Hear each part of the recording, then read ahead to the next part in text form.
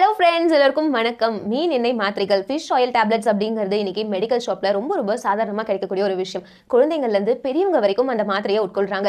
இது வடக்கு ஐரோப்பியர்கள் தான் இந்த மீன் எண்ணெய் மாத்திரைகளை சாப்பிட ஆரம்பிச்சாங்க. ஏன்னா அந்த இடங்கள்லாம் குளிர் அப்படிங்கிறது ரொம்பவே அதிகமாக இருக்கு. அவங்களுக்கான நோய் எதிர்ப்பு சக்தியும் ரொம்பவே கம்மியாக இருந்திருக்கு. ஸோ அவங்களுடைய நோய் எதிர்ப்பு சக்தியை அதிகமாக்கிறதுக்கும் அந்த குளிரை தாங்கிக்கிறதுக்கும் தான் இந்த மீன் எண்ணெய் மாத்திரைகளை உட்கொள்ள ஆரம்பிச்சாங்க. ஆனால் இன்னைக்கு மீன் எண்ணெய் மாத்திரைகளை சாப்பிட்றதுங்கிறது ஆரோக்கியம் சார்ந்த ஒரு விஷயமாவே பார்க்கப்படுதுன்னு சொல்லலாம். அப்படி என்னதான் இருக்கு இந்த மீன் எண்ணெய் மாத்திரைகளை அப்படிங்கிறத ஃபர்ஸ்ட் நம்ம நம்மளுடைய உடலுக்கு ரொம்ப அத்தியாவசியமான, அதே மாதிரி நேச்சர்ல அவ்வளவு சீக்கிரமா கிடைக்காத, நம்மளோட உடலாலையும் உற்பத்தி செய்ய முடியாத ஆசிட்ஸ் எல்லாம் இருக்கு. இந்த மாதிரி ஆசிட்ஸ் எல்லாம் பிளான்ட்ஸ்ல ரொம்ப கம்மியா தான் கிடைக்கும். அதே சமயத்துல கடல்ல இருக்கக்கூடிய பெரிய மீன்கள தான் இந்த மாதிரி ஆசிட்ஸும் இருக்குமா. அவ்வளவு பெரிய மீனை நம்ம எப்படி வாங்கி சமைக்கிறது? இந்த வகை மீன்களுடைய கல்லீரல்ல இருந்து எடுக்கக்கூடிய எண்ணெய் தான் நிறைய ப்ராசஸ் ஆஃப் ரிஃபைனிங் அப்புறமா கேப்சூல்ல ஃபில் பண்ணி நமக்கு தராங்க. இதுதான் ஒமேகா 3 ஃபிஷ் ஆயில் டேப்லெட் அப்படின்னு சொல்லி நமக்கு மெடிக்கல் ஷாப்லயும் கிடைக்குது.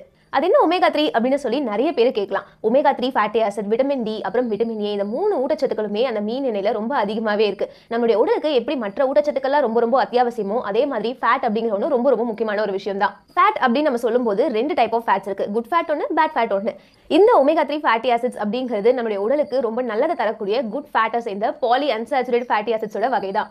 இந்த ஒமேகா 3 ஃபேட்டி ஆசிட்ஸுடைய நன்மைகள் அப்படின்னு சொல்லி நிறைய விஷயங்கள் இருக்கு. அதுக்காக தனியாவே இந்த ஒமேகா 3 ஃபேட்டி ஆசிட்ஸ் அப்படிங்கிறது ரொம்ப அத்தியாவசியமான ஒரு விஷயம் நம்மளுடைய உடலுக்கு. ஆனால் இது நம்மளுடைய உடலால உருவாக்க முடியாது. அப்போ இது நம்மளுக்கு எப்படி கிடைக்கும் அப்படின்னு கேட்டிங்கன்னா, நம்ம சாப்பிட்ற உணவுல தான் கிடைக்கும். ஒமேகா 3 ஃபேட்டி ஆசிட்ஸ்லேயே பார்த்தீங்கன்னா 3 வகைகள் இருக்கு. ஒன்று ALA, இன்னொன்று DHA, இன்னொன்று EPA. என்னது இது அப்படின்னு கேட்குறீங்களா? ALA அப்படின்னு சொன்னால் ஆல்ஃபா லினோலெனிக் ஆசிட். இந்த ஆசிட் வந்து நமக்கு பிளான்ட்ஸ் வந்து தான் கிடைக்கும்.